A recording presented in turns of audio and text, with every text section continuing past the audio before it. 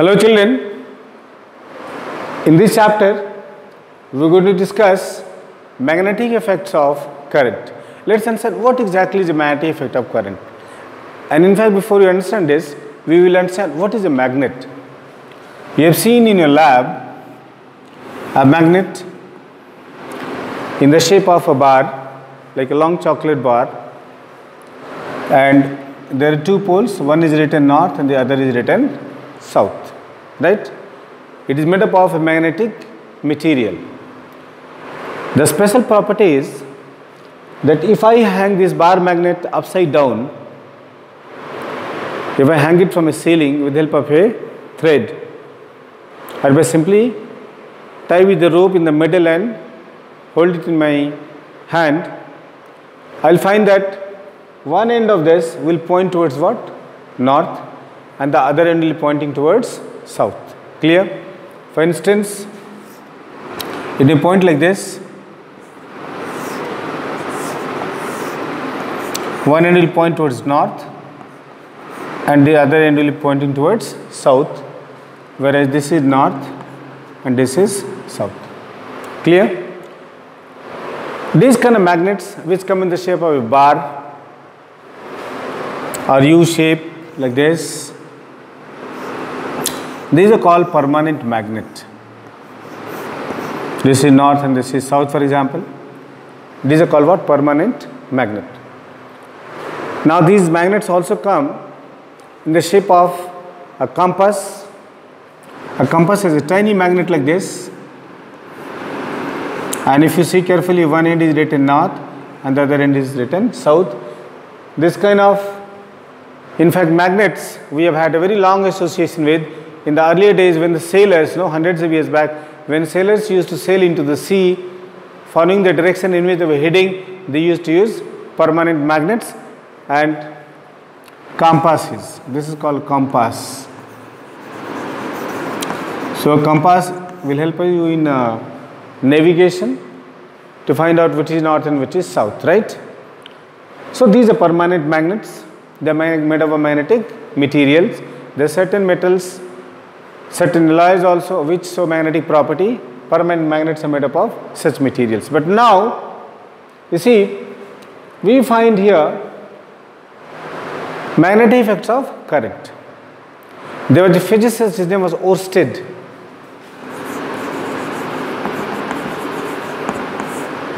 By accident, he discovered that when current is allowed to pass through a wire, it produces a magnetic field. Means the wire itself starts acting as a what? Magnet.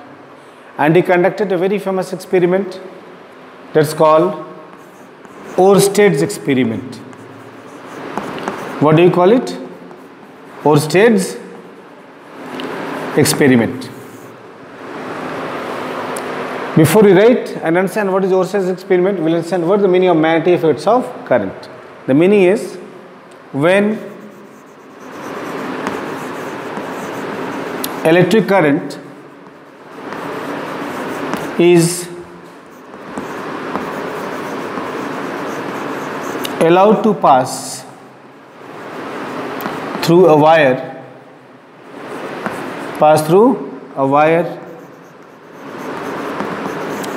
it produces magnetic field. Produces magnetic field. That means if you need a magnet, then you do not have to necessarily look for a bar magnet or a U-shaped magnet. There is no need. You can just send current through a wire and it will produce a magnetic field, right? This phenomenon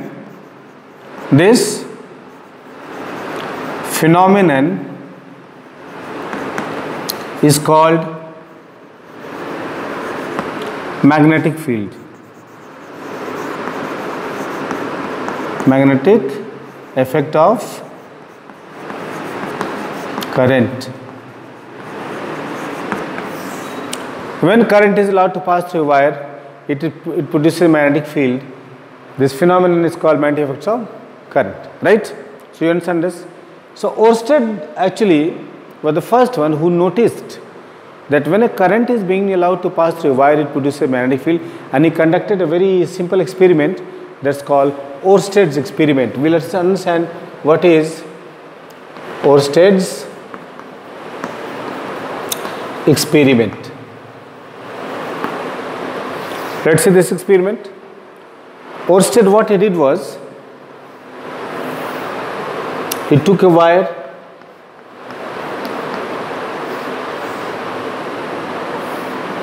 see this is a wire, here we connect a battery, we have a key here, the key is closed, means the circuit is on, and here we will connect a rheostat.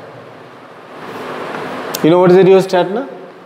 You have done in Ohm's law, the previous current electricity chapter, that rheostat is a device which provides variable resistance. Means we can change resistance and therefore we can change current also. So here we have a simple circuit. He took a wire, he connected to a rheostat, he connected to a key K, and he also connected to a battery. And then what he did was, he kept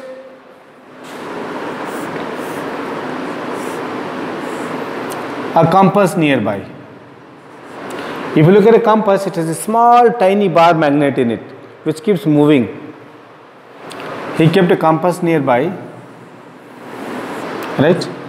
And then he found that when current was flowing through the wire, the needle was no longer stationary. It got deflected. It got what? Deflected. So see, this compass has a small bar magnet and it's getting deflected. So it is very clear that the current which is flowing through this wire is producing magnetic field, right? And this phenomenon is what we call is magnetic effect of current. And there are certain observations in this experiment. What are the observations? Let's see what. Alright children, we'll be seeing the observation. In fact, if you want, we can connect an ammeter also here. You know what does an ammeter measure? It measures electric current in the circuit. So what are the observations? First observation, if current is off, there is no deflection. This is very interesting. First observation is, when I switch off the current here, then there is no deflection in the compass. So what is the outcome of this? The outcome is that as long as the current is flowing, it is producing magnetic field, and then the compass is being deflected. When I am switching off the current, then there is no magnetic field here, and therefore what will happen? The magnetic needle will not be deflected. First observation. Now second observation, more current, more deflection. Now this is important. More current, more deflection. That means more the current, more the magnetic field. Because if the magnetic field in the wire is more, then what will happen, children? Then the needle will be deflected more. So I can increase the current and I can have more deflection. Number 3, more turns. More turns, more deflection. That means here I put only 1 turn of wire. If I put more turns, then more deflection is being seen. That means more the turns, more the magnetic field. So what we learned? More the current, more the magnetic field. Yes? More turns, more electric field, magnetic field, and therefore more deflection. Number 3, very important, change direction of current. Change direction of current. Now suppose I have connected the battery like this. Now I change the direction of the current, and instead I connect the same battery like this. So you know that current flows from positive terminal of a battery. The current will flow now like this. If earlier north pole was if it was deflecting like this earlier, If north pole is going towards and south pole is going away like this, now it will become ulta. It will become like this. South will be going up and north will be coming down. That means change direction of current, direction of magnetic field changes. Magnetic field changes. So these were important deductions from Oersted's experiment. Let's sum it up again. When we place a compass near a current carrying wire, then the compass gets deflected. This shows then when current is flowing through the wire is producing a magnetic field. When I switch off the current, there is no deflection, means when I switch off the current, there is no magnetic field. Number 3, more the current, more the deflection. More the number of turns, more the deflection, means more the current, more the magnetic field, more the number of turns, more the magnetic field. And if I change the direction of the current, if earlier current was clockwise, deflection was in one direction. Now if the current is anti-clockwise, deflection will be in another direction. So direction of magnetic field is depending upon direction of the current also, right? Now I will be discussing another experiment to show that when current is being allowed to pass through a wire, it is producing magnetic field. Okay, let's see. Now we'll see another experiment, children. This is like a cardboard. What I'll do is I'll make hole here and I'll put a wire going through this and I'll connect to the battery. We'll be performing the lab. You can easily see. We make a hole here and take the wire through this, and then we take some iron fillings, iron dust. We put it here and we allow the current to flow through, right?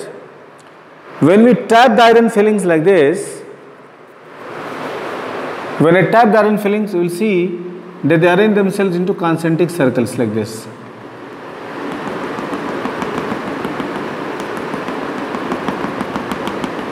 So this is another very important experiment. We take a cardboard like this, we make a hole and we allow current to pass through this cardboard. We put some iron fillings and then we tap it. When you tap the cardboard, then you find that iron fillings make here what? Concentric circles like this. One circle like this, another like this, another like this, yet another like this.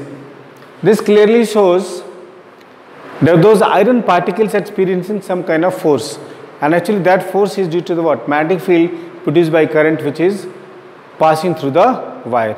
Clear? So these experiments clearly show that when current is allowed to flow through a wire, it produces a magnetic field, right? So it's important for you to know that current flowing will produce greater magnetic field if current is more. If the number of turns is more, then also magnetic field will be more, and if I change direction of current, then direction of magnetic field will also be changed. Okay, now we'll move on to the next topic. Alright, now children, we are going to discuss magnetic field lines. Let's understand a very simple experiment to understand what the magnetic field lines. Experiment. These experiments can also be treated as activity which you can perform in the lab. You can easily perform this in lab. What to do is, they will take a sheet of paper. Imagine this is a sheet of paper. You put it in a cardboard, right?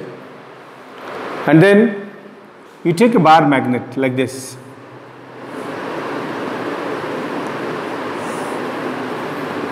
This is north pole of the magnet and this is south pole. If you take a bar magnet, the north and south poles already written there, and if you do not know it, then hang it, suspend it. The end which is pointing towards the north will be north pole and the other end will be obviously south pole. So what you do is you take a compass. Once you place this bar magnet here, you draw its outline with the help of a ruler. So we draw its outline and put the bar magnet on top, and what we do is we bring a compass. We bring a compass and put it near one of the ends of the bar magnet. Suppose I put it here. The moment I will put the compass here, then automatically its south pole will come towards the north pole like this. Its south pole will come like this. south will come like this and north will come like this. So what I'll do is, I'll mark these points, and again where north has come, I'll put the south pole, then automatically this will be south and this will be north. Again I'll see that this compass will take me in a certain direction. I'll keep marking these points. Again where north pole is there, I'll place the compass in such a manner that the south pole comes here and the north pole comes here. And then I'll keep on doing and find that these points now will form a closed loop and it will end here. Finally I'll get here something like this. The north pole will come here and the south pole will come here. If I join all these points, I'll get what? I'll get a closed loop. So this closed loop that we get is what we call is magnetic field line. So let me draw it separately for a bar magnet. There is a bar magnet here. This is north pole and this is south pole. Clear? A magnetic field line is a line which comes out of the north pole like this and enters into what pole? South pole. Again another one I'll get like this.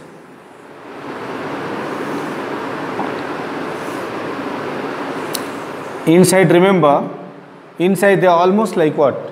Straight lines. But as you move away, then these lines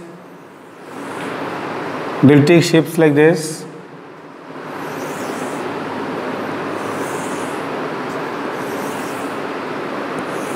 Right? This is how they will go. They're going away from north pole.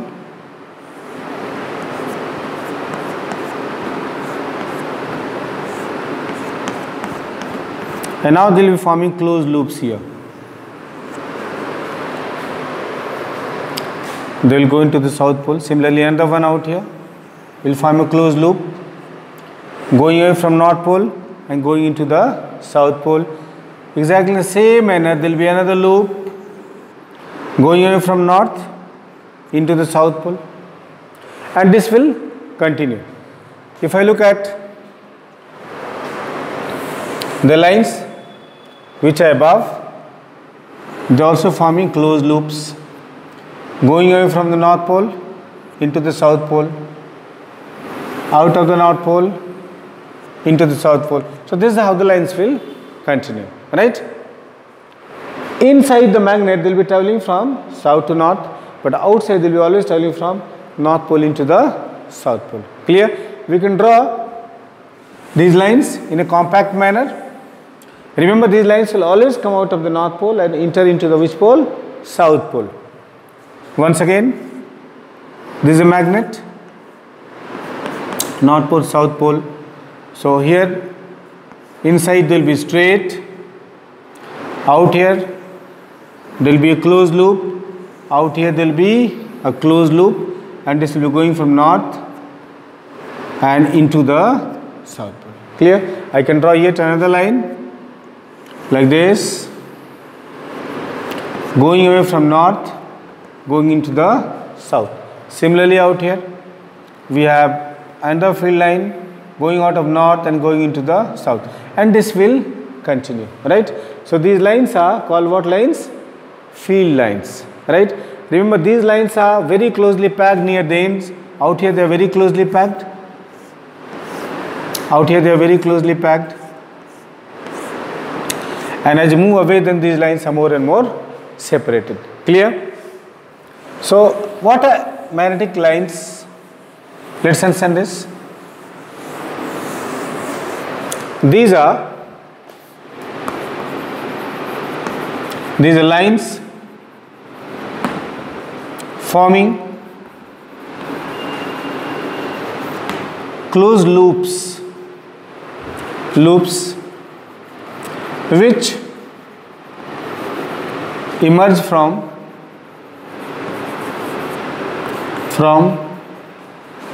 North Pole and enter into South Pole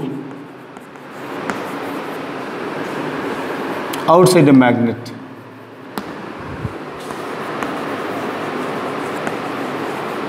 Outside a magnet. Clear? These are lines forming closed loops which emerge from North Pole and enter into South Pole outside the magnet. But inside the magnet, there will be, remember children, always traveling from which pole? South Pole to the North Pole. Clear?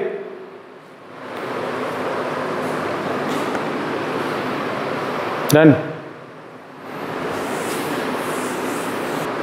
Now when you have done it, then we are discussing properties of bar magnet. Properties of magnetic lines of force first. Properties of magnetic field lines. Magnetic field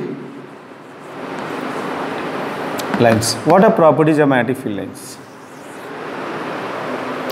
First one you already know. They form closed loops starting from North Pole and ending into the South Pole. You will take down all the notes on the board. You can pause and you can take, or you can take screenshots.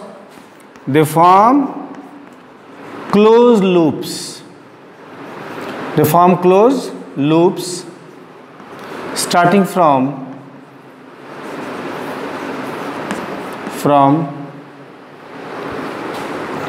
North Pole and end into South Pole. Clear? The first point we discussed already. Number 2, tangent at any point shows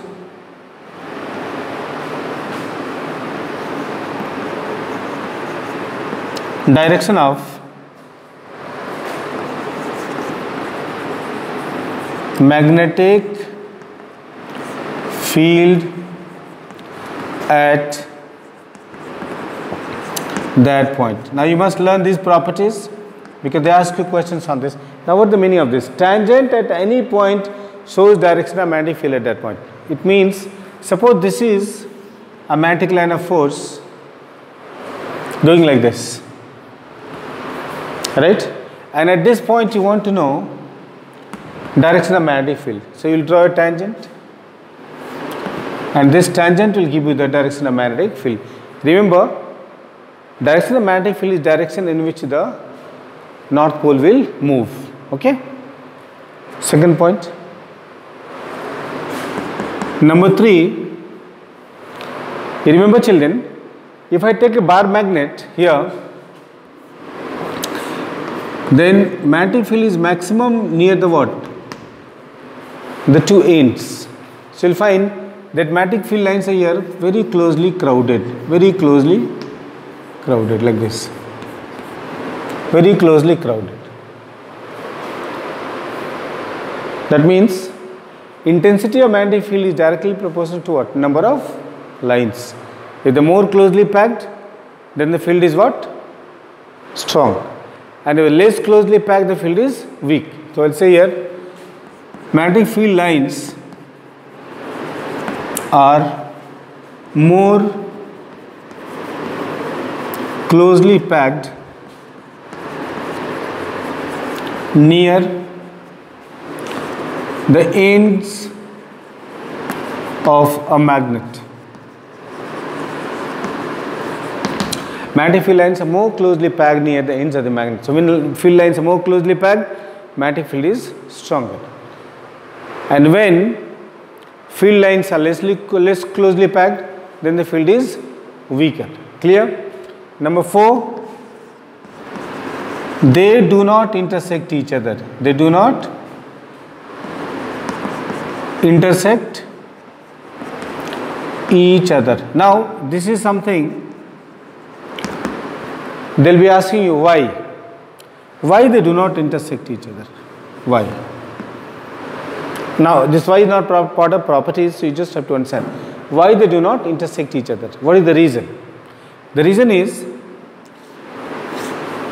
like in the earlier property you saw here, tangent at any point shows direction of magnetic field at that point. So if I have a field line here and I choose a point P here, then at any given point there can be only one magnetic field. But if two lines will intersect here, that means at any given point, suppose P, we can draw two tangents, which will be wrong because there can be only one magnetic field at one point. But if they intersect, it shows that at one given point there are two magnetic fields, which is wrong. So therefore they cannot intersect at a given point. So what will you say? If they ask you why they do not intersect each other, then what will be your answer? Your answer is, if magnetic lines of force intersect each other, then two magnetic fields are possible at the same point, which is wrong. So these are some of the properties. There are many more you will be doing in class 12. We have discussed only some of the properties which you need for your exam, right? So these first four properties you need to remember. Okay. Now children, magnetic field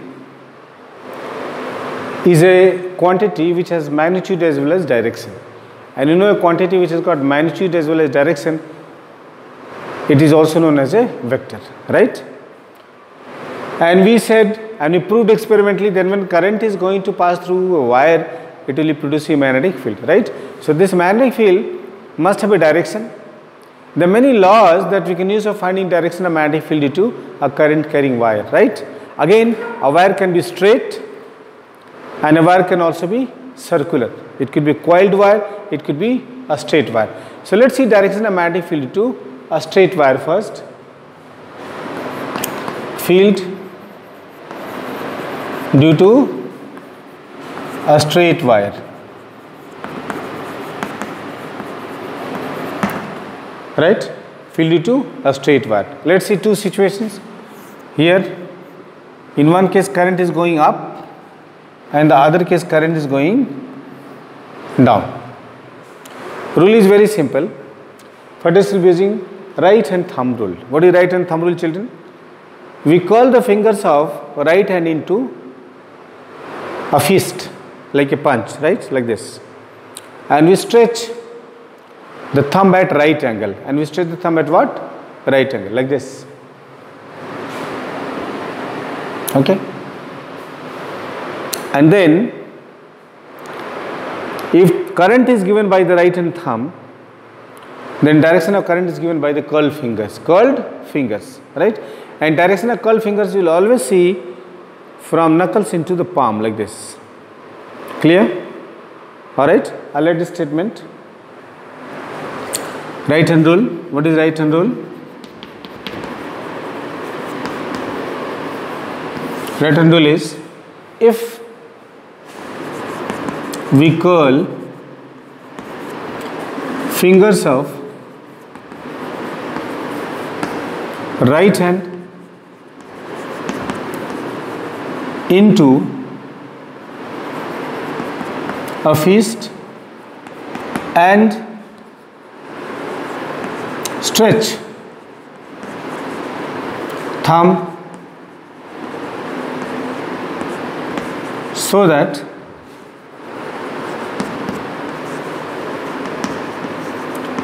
direction of current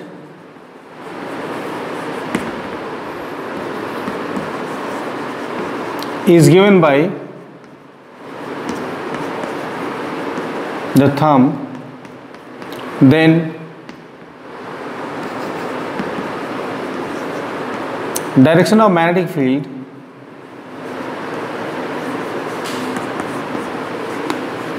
is given by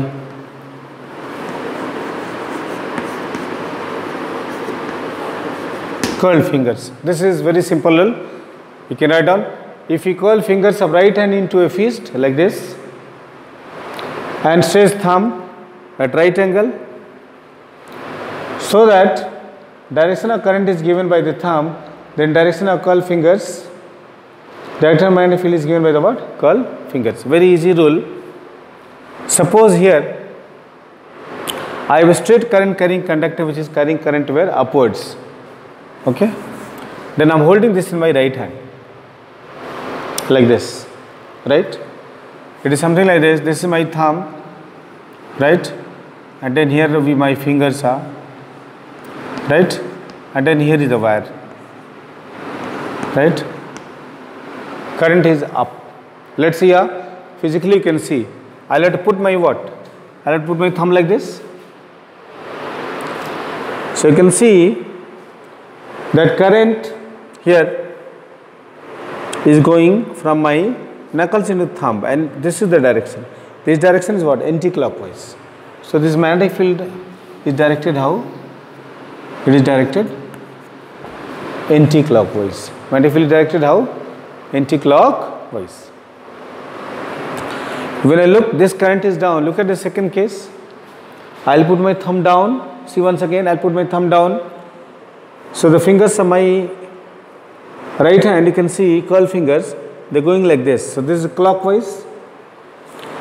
So the magnetic field here will be directed clockwise, right?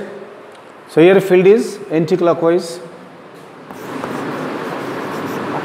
Field is anti-clockwise, and here field is clockwise. Clear? So due to straight wires, remember if the current is going up, then the field is anti-clockwise. If the current is going down, the field is clockwise. Clear? This is to be remembered by you. Now children, so we discussed this right hand rule actually. Now we learn how we apply for the circular what? Wire, also for solenoid. That I will be doing in the next video. So make sure that you are understanding all the topics and taking down all the notes. Okay? Alright. Thank you.